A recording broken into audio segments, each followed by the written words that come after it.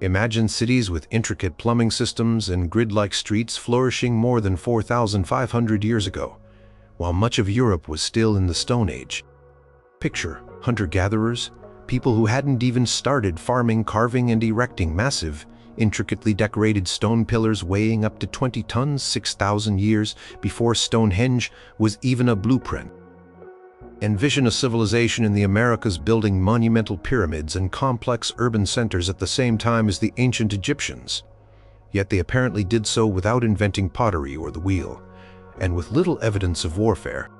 Consider the possibility of giant stone heads weighing many tons, being quarried and transported miles across challenging terrain by a people who vanished, leaving behind few clues to their methods or their faces' true identities.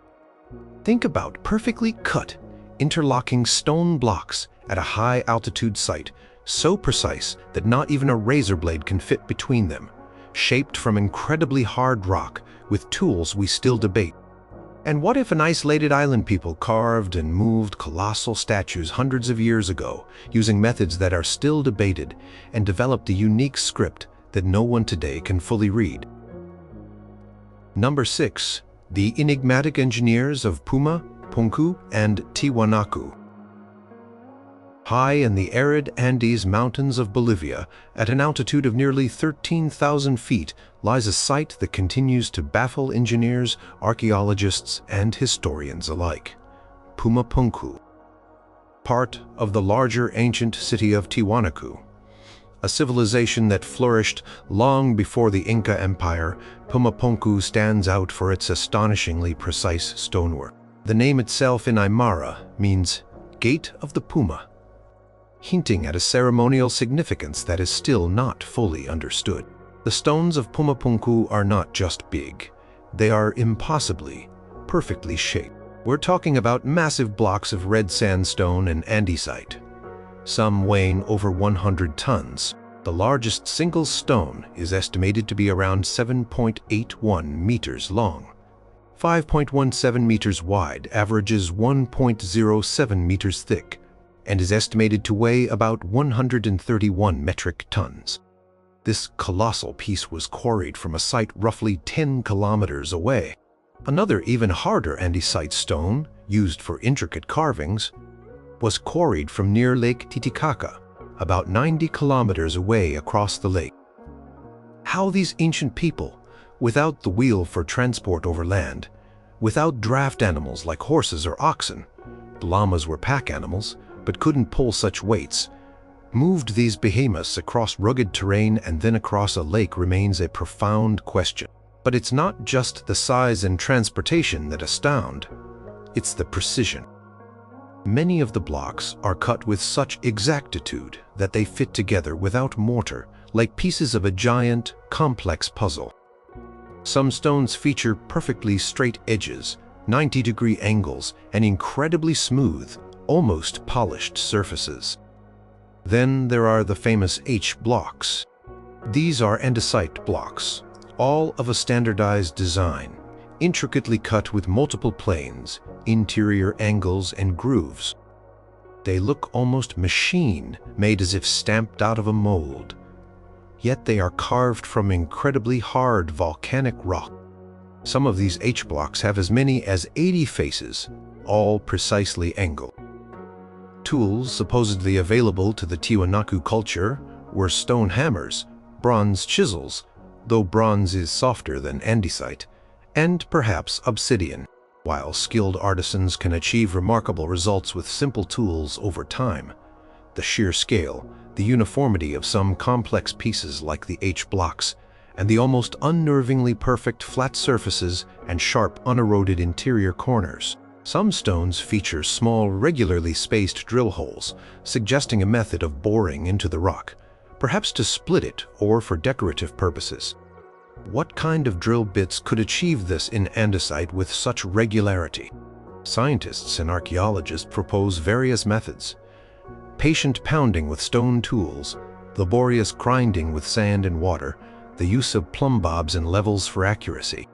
These are plausible explanations for many ancient stone constructions. However, the level of precision at Puma Punku, especially with the hard andesite, pushes these explanations to their limits. Some surfaces are so flat that modern engineers marvel. How were these vast flat plains achieved without reference tools of similar or greater precision? How were the complex interlocking shapes designed and executed so that stones fit perfectly? Some with multiple interlocking facets that would require meticulous planning and execution. The purpose of Puma Punku is also not entirely clear.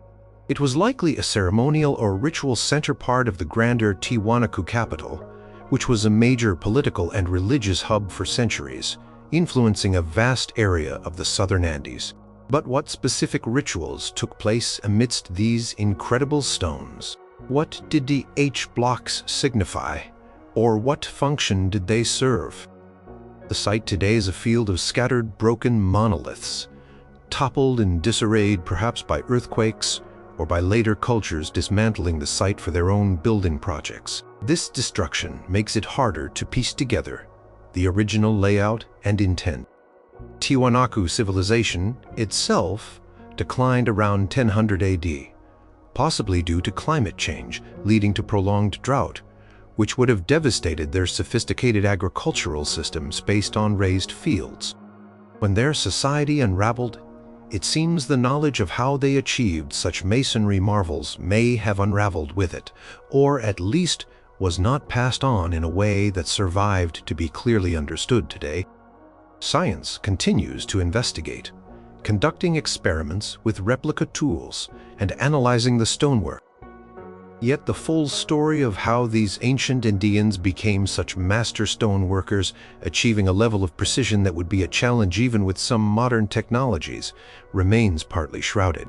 Science can't definitively disprove that they possessed techniques or knowledge that we haven't yet fully appreciated or rediscovered, leaving Puma Punku as a testament to an almost unbelievable human ingenuity.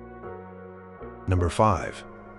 The Moai Mysteries of Rapa Nui, Easter Island. Imagine an island so remote that it's one of the most isolated inhabited places on Earth. This is Rapa Nui, or Easter Island, a tiny speck of volcanic land in the vast Pacific Ocean, over 2,000 miles from the coast of Chile and 1,200 miles from the nearest inhabited island. Yet, on this isolated outpost, a Polynesian people achieved something extraordinary. They carved and erected hundreds of colossal stone statues known as Moai. These iconic figures, with their oversized heads, elongated ears, and brooding expressions, are instantly recognizable. There are nearly 1,000 Moai scattered across the island, some standing proudly on ceremonial platforms called ahu, others lying unfinished in the quarry, and some toppled face down as if in defeat. The average Moai is about 13 feet tall and weighs around 14 tons. But some are much, much larger. Tallest completed Moai, named Parel, was nearly 33 feet high and weighed an astonishing 82 tons. An even larger, unfinished Moai in the Rano Raraku quarry, nicknamed El Gigante, would have been about 72 feet tall and weighed an estimated 270 tons if completed. How did a relatively small, isolated population manage such a feat of engineering and artistry? The Moai were primarily carved from tuff, a compressed volcanic ash found in the Rano Raraku quarry. Using basalt stone tools called toki, teams of carvers would chip away at the rock face, shaping the statues horizontally. Once the front and sides were complete, the back would be detached, and the statue would be carefully slid down the quarry slopes, often using ropes and logs to be stood upright in prepared pits for finishing touches. This part is reasonably well understood. The real puzzle begins with how these multi-ton giants were transported, sometimes for many miles from the quarry to their final ahu platforms along the coast. The islanders had no wheels, no draft animals, and no metal tools. Oral traditions of Rapa Nui speak of the Moai walking to their destinations imbued with mana, or spiritual power, by priests or chiefs. For a long time, mainstream archaeology dismissed this as mere legend, proposing that the statues were dragged horizontally on wooden sledges or rollers. This would have required vast amounts of timber and manpower. However, recent experiments by archaeologists like Terry Hunt and Carl Lipo have given new life to the walking theory by carefully studying the design of the Moai, particularly their D-shaped bases and forward-leaning posture. They demonstrated that it's possible to walk a replica statue upright, using ropes, rocking it from side to side in a shuffling motion.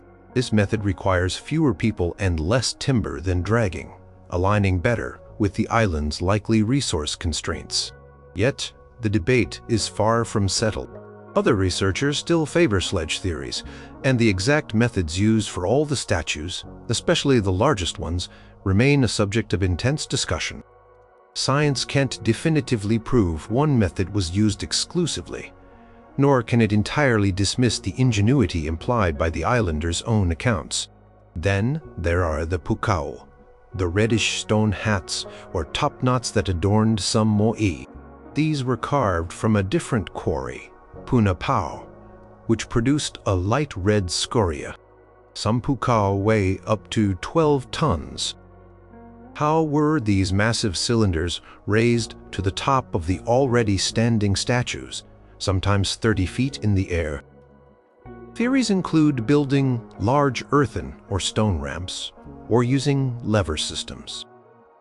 Again, the precise techniques are not fully known, and perhaps the most tantalizing mystery of Rapa Nui is Rongorongo.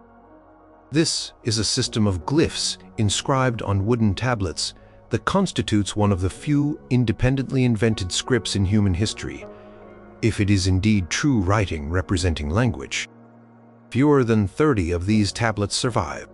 The glyphs depict stylized humans, animals, plants, and geometric shapes. Despite numerous attempts by linguists and cryptographers, Rongorongo remains undeciphered. Was it a true writing system, a memory aid for chants and genealogies, or something else entirely? If it was writing, what stories, histories, or knowledge did it record? The last Rapa Nui elders who could supposedly read the script died in the 19th century, taking its secrets with them. Science can't disprove that these tablets hold detailed records of the island's history or complex cultural information. We simply lack the key. The story of Rapa Nui is also often told as a cautionary tale of ecological collapse. Believed the island was once covered in palm forests. The immense effort of carving, transporting, and erecting Moai, along with clearing land for agriculture, led to deforestation. This, in turn, caused soil erosion, loss of resources, like wood for canoes affecting fishing, and ultimately, societal upheaval, internal conflict, and a population crash. The toppling of Moai is often attributed to this period of strife. While this ecocide narrative is compelling, some researchers argue it's too simplistic, suggesting that factors like the introduction of Polynesian rats, which ate tree seeds, and contact with Europeans bringing diseases played more significant roles. The exact balance of these factors and the timeline of societal change are still being refined. Rapa Nui, with its silent watching Moai and its unreadable script, continues to hold many of its secrets close. The ingenuity of its people in creating such monumental art in such isolation is undeniable.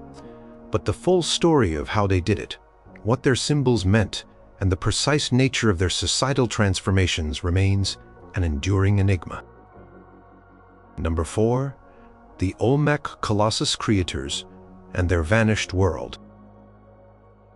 Long before the Maya built their famous pyramids, or the Aztecs forged their empire, a mysterious and sophisticated culture flourished in the tropical lowlands of south-central Mexico along the Gulf Coast.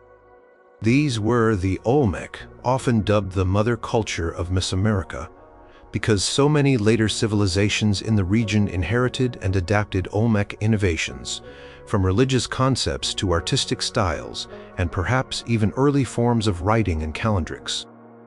Yet, for all their influence, the Olmec themselves remain deeply enigmatic.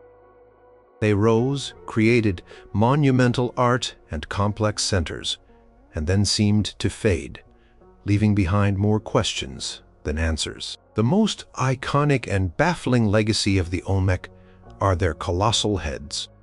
17 of these massive stone sculptures have been discovered, ranging in height from about 5 to 11 feet and weighing anywhere from 6 to a staggering 50 tons. Each head is unique, depicting a mature man with fleshy cheeks, flat nose, and slightly crossed eyes, wearing a distinctive helmet-like headdress. These are not generic faces. They appear to be portraits of specific individuals, likely powerful Olmec rulers. The skill in carving these basalt boulders is immense, capturing subtle expressions and individual character. But the mystery deepens when you consider where the basalt came from. The Olmec heartland, centered around sites like San Lorenzo La Venta and Tres Zapotes, is in swampy riverine areas where such stone is not naturally found. The basalt for the San Lorenzo heads, for example, was quarried in the Sierra de los Tuxtlas Mountains, up to 60 miles away. How did the Olmec, without wheeled vehicles or large draft animals, transport these multi-ton monoliths across such distances, involving travel over land and possibly by raft along rivers? The sheer logistics are mind-boggling. Were they dragged on sledges, rolled on logs, floated on massive balsa wood rafts? Each method presents significant challenges given the terrain and the immense weight of the stones. The effort involved suggests these rulers held immense power and commanded a large, organized workforce. Beyond the heads, Olmec sites reveal a sophisticated society. At La Venta, they built one of the earliest known pyramids in Mesoamerica, a massive earthen mound known as the Great Pyramid, which was once over 100 feet tall. They engineered complex drainage systems and aqueducts. They were master artisans in jade carving, intricate figurines, masks, and ceremonial axes with a distinctive style that often featured the word jaguar motif, a composite human jaguar creature that seems to have been central to their cosmology and religious beliefs. The meaning of this powerful symbol is still debated by scholars. Did the Olmec have writing? This is another area of intense discussion. While no long texts have been found, various Olmec artifacts bear incised symbols or glyphs. The most famous and controversial is the Cascal block, a serpentine slab discovered in the late 1990s, incised with 62 distinct glyphs, some of which are repeated. Some scholars believe it represents the earliest writing system in the New World, dating back to around 900 BCE. Others are more skeptical, suggesting it might be iconography or a non-linguistic symbolic system. If it is writing, its decipherment is a huge challenge due to the limited number of texts. Science can't definitively prove or disprove its status as true writing until more examples are found or a breakthrough in interpretation occurs. The Olmec also seem to have laid the groundwork for the Mesoamerican ball game, a ritual sport played throughout the region for centuries. Rubber balls have been found at Olmec sites, and their art depicts figures in poses suggestive of the game. Furthermore, their understanding of calendrics and astronomy is implied by the precise alignment of their ceremonial centers and some of their iconography, though the full extent of this knowledge is not as clearly documented as it is for the later Maya. The decline of the Olmec civilization is as mysterious as its rise. Around 400 BC, major Olmec centers like La Venta were abandoned, and their distinctive monumental art style ceased to be produced. What happened? Theories range from environmental changes, like rivers shifting course, affecting agriculture and transport, to internal social upheaval or conflict, to the rise of new competing centers. There is evidence that some monuments were deliberately defaced or buried, suggesting internal strife or ritual termination. However, without their own written histories to tell us their story, we are left to piece together clues from the archaeological record.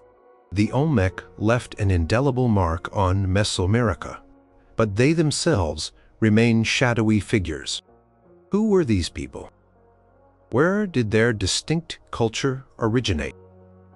What language did they speak? What did their powerful rulers, immortalized in stone, truly believe? While science has uncovered much about their material culture and influence, the Olmec still guard many of their secrets, their colossal heads standing as silent, enigmatic sentinels of a world largely lost to time. Number 3. Caral Soup, the America's oldest pyramids and a peaceful puzzle. Imagine a civilization building pyramids and large urban settlements in the Americas at the same time that the Egyptians were constructing their iconic structures at Giza around 4,600 years ago. This isn't a fantasy. It's the reality of the Caral Soup civilization, also known as the Norte Chico civilization, nestled in the arid Soup Valley of Peru, about 120 miles north of Lima. For a long time, its antiquity and complexity were overlooked, but radiocarbon dating in the late 20th and early 21st centuries confirmed its status as the oldest known civilization in the Americas, flourishing between roughly 3000 BCE and 1800 BCE. The sacred city of Caral is the most famous and well-studied site of this ancient culture. It's a sprawling complex covering over 150 acres, featuring 6 large platform mounds, often referred to as pyramids, sunken circular plazas, temples, an amphitheater, and residential areas. The largest pyramid, the Pyramide de Mayer, stands about 60 feet high and has a base covering an area nearly the size of 4 football fields. These structures were not just piled earth. They involve sophisticated engineering, including the use of shikras, woven reed bags filled with stones, which provided stability to the monumental constructions, especially in an earthquake-prone region. What's particularly astounding about Caral Soup is what it achieved, and what it apparently lacked, compared to other early civilizations. They built these monumental works, organized a complex society with specialized labor, architects, engineers, farmers, fishermen, artisans, and developed extensive irrigation systems to farm the desert valleys, cultivating crops like cotton, beans, squash, and gourds. Cotton was especially important, not just for textiles, but also for making fishing nets, which were crucial for their economy. This economy was based on a fascinating interplay between inland agricultural communities and coastal fishing settlements. People of Caral and other inland sites traded their agricultural products, especially cotton, for maritime resources like anchovies and sardines from the coast. This intricate network of exchange sustained a large population and fueled the development of complex social structures. Yet for much of its known existence, the Caral Soup people seemingly did not produce pottery. This is highly unusual for a civilization of this scale and complexity, as pottery is typically associated with food storage, cooking, and ceremonial use in early settled societies. Instead, they used gourds and carved stone vessels. Also, early investigations at Caral found very little evidence of warfare. No defensive fortifications, no weapons, and no art depicting warriors or conflict. This led to the characterization of Caral Soup as a potentially peaceful society, perhaps governed by priests or a religious elite, rather than military leaders. While later, more nuanced research suggests the picture might be more complex, the initial lack of such evidence was striking. Another fascinating aspect of Caral Soup is the presence of quipus, or quipus. These are complex knotted string devices that were famously used by the later Inca Empire for record-keeping and communication. The discovery of quipus at Caral dating back thousands of years before the Inca, suggests that this intricate information system has incredibly ancient roots in the Andes. What information did these early quipus record? Were they accounting ledgers, census data, historical narratives, or something else entirely? The exact nature of the information encoded in these ancient knotted strings is still a subject of research and debate, as their code is far from being fully cracked. Science can't yet tell us the full story these knotted chords hold. The people of Kerala also had a rich musical tradition. Archaeologists have unearthed numerous musical instruments, including flutes made from condor and pelican bones, and cornets made from deer and llama bones. These were often found in ceremonial contexts, suggesting music played an important role in their rituals and social life. Why did the Khural Soup civilization eventually decline around 1800 BCE? Like many ancient societies, the reasons are likely complex and multifaceted. Climate change, possibly involving prolonged droughts or major El Niño events, could have disrupted their delicate agricultural and maritime economy. Earthquakes might have damaged their monumental architecture. Internal social stresses or the rise of new cultural centers elsewhere could also have played a part. The Khural Soup civilization challenges many traditional ideas about the development of civilization. Demonstrates that monumental architecture, complex urbanism, and sophisticated social organization could arise in the Americas much earlier than previously thought, and potentially along a different trajectory than Old World civilizations. The silent pyramids and plazas of Khural still hold many clues to this remarkable early chapter of human history, a chapter science is still diligently working to read. Number 2. Göbekli Tepe, the hunter-gatherer temple that rewrote history. Prepare to have your understanding of early human history turned on its head. In southeastern Turkey, not far from the Syrian border, lies a site called Göbekli Tepe, which means Potbelly Hill in Turkish. What archaeologists have unearthed there since its systematic excavation began in the mid-1990s, under the leadership of the late German archaeologist Klaus Schmidt, is nothing short of revolutionary. Göbekli Tepe is a vast ceremonial complex, a collection of massive, intricately carved stone pillars arranged in circles, built not by settled farmers, but by hunter-gatherers some 11,600 years ago. Let that sink in. This is around 9,600 BC. That's roughly 6,000 years before Stonehenge was built in England, 7,000 years before the first pyramids of Egypt, and long before the invention of pottery, writing, or metal tools. This time, humanity was largely nomadic, living in small bands, hunting wild animals, and gathering wild plants. The conventional story of civilization was that humans first settled down, developed agriculture, formed villages, then towns, then cities, and only then, with surplus resources and organized labor, did they begin to build monumental structures and complex religious centers. Göbekli Tepe flips that script entirely. The structures at Göbekli Tepe consist of multiple circular or oval enclosures. At the center of many of these enclosures stand two enormous T-shaped limestone pillars up to 18 feet tall and weighing as much as 20 tons. These central pillars are surrounded by smaller, similar T-shaped pillars embedded in stone walls. What makes these pillars truly astonishing are the intricate carvings that adorn them. They are covered in bas-reliefs of animals: foxes, snakes, wild boars, gazelles, vultures, scorpions, spiders, lions, and various birds.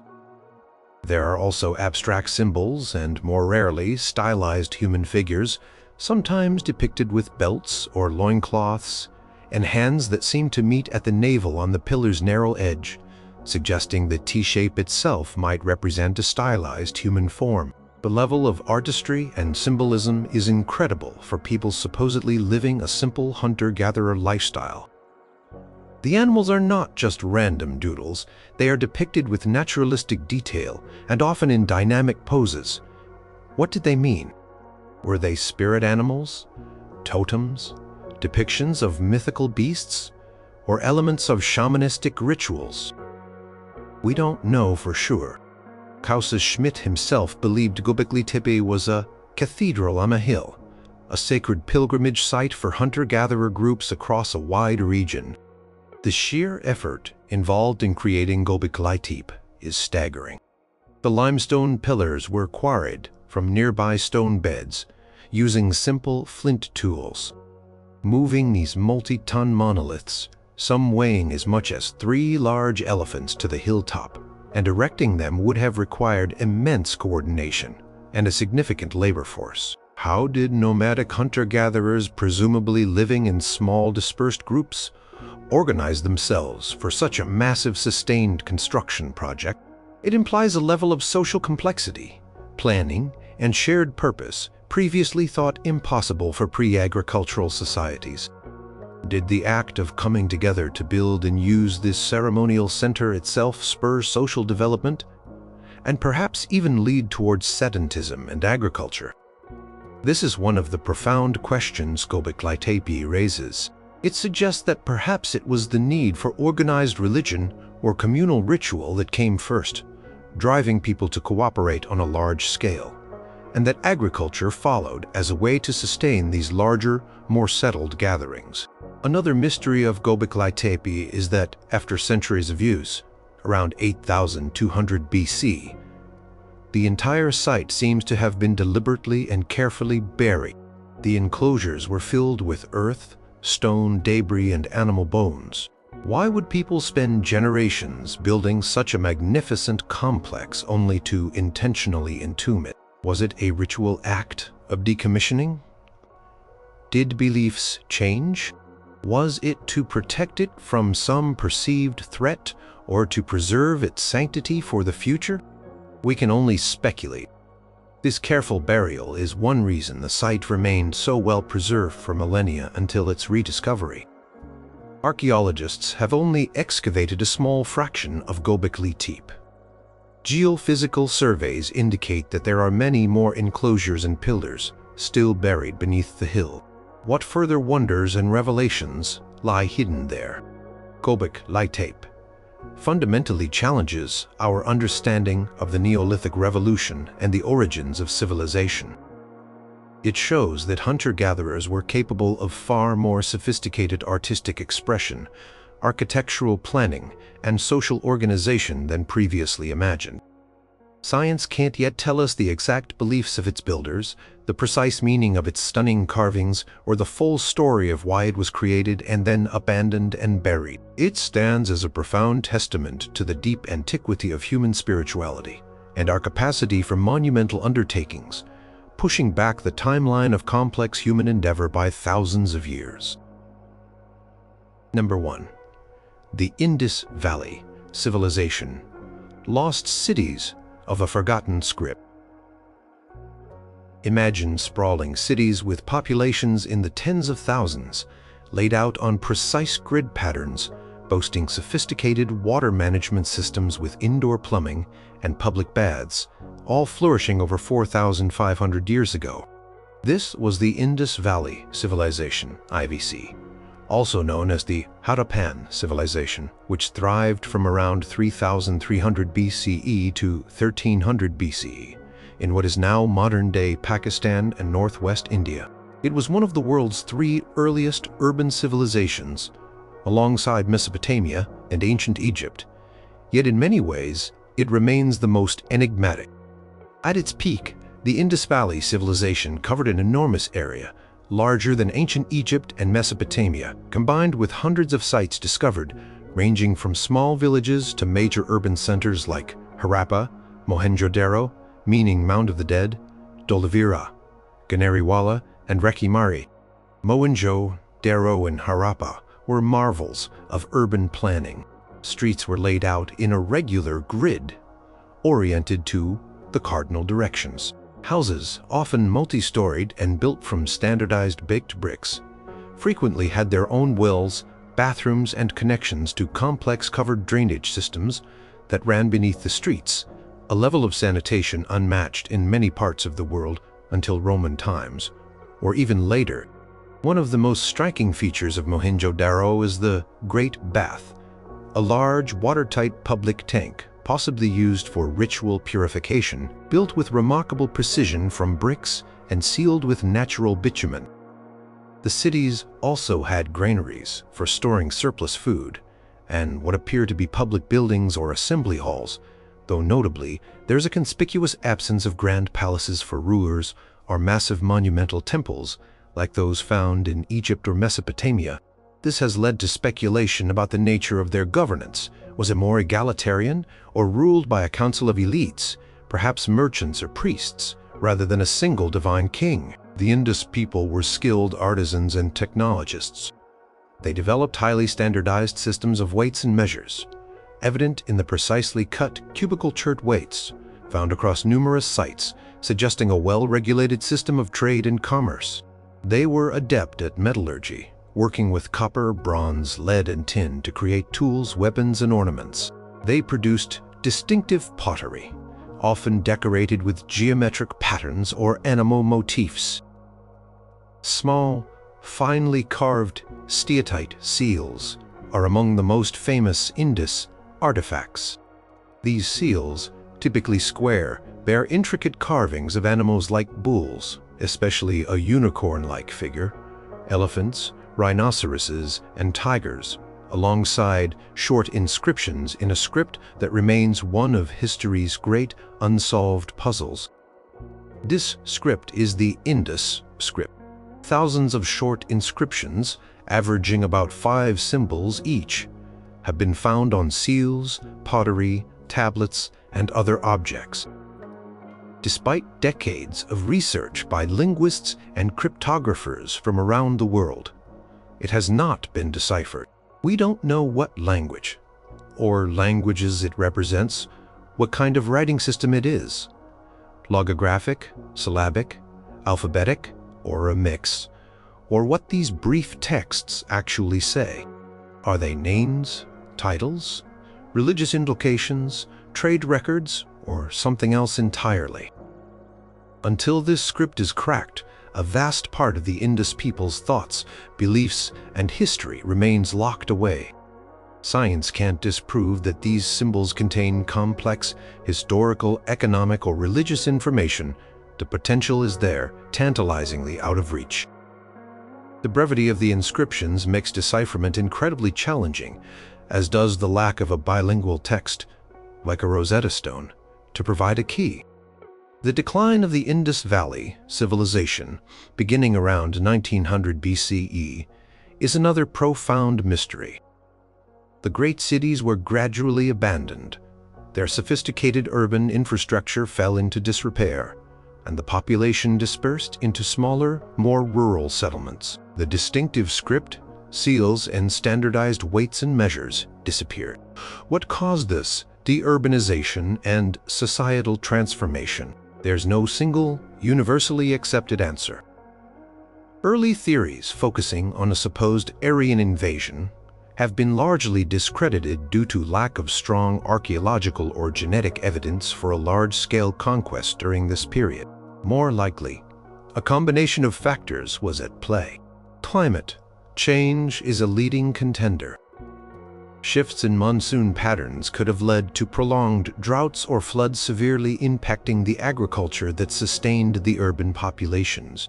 Tectonic activity, such as earthquakes, might have altered river courses, like the Ghaggar-Hakra River, sometimes identified with the mythical Sarasvati River, which dried up, disrupting trade routes and water supplies. It's possible that internal, social, political, or economic stresses, perhaps combined with environmental pressures, led to a gradual systems collapse. Indus people didn't just vanish. Their traditions likely continued and evolved, contributing to the later cultures of the Indian subcontinent. But their grand urban phase came to an end. The Indus Valley civilization presents a fascinating picture of an advanced, highly organized and widespread urban society that, despite its achievements, left behind no decipherable texts to tell its own story directly. Its well-planned cities speak of a sophisticated understanding of engineering and civic organization. Its standardized weights suggest a complex economy, and its enigmatic script hints at a rich intellectual life that we can only glimpse. Precise reasons for its decline and the full nature of its societal structure continue to be debated and researched. Making it one of the most compelling lost civilizations, science is still striving to fully understand.